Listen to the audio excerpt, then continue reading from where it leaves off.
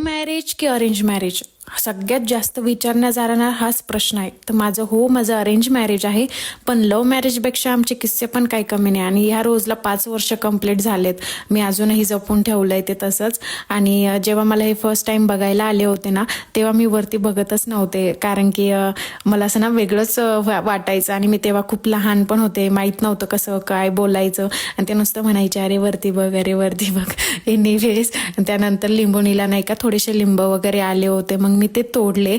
आणि तुम्हाला माहिती आहे का, एक मिरचीचं रोप लावलं होतं मी, ते इतकं छान आलंय, तुम्हाला ते पुढे दिसलच.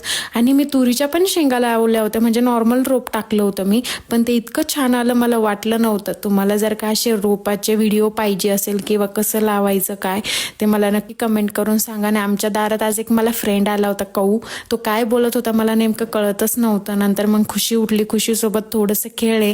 आणि आता थंडी खूप वाढली ना, त्यामुळे मग तिला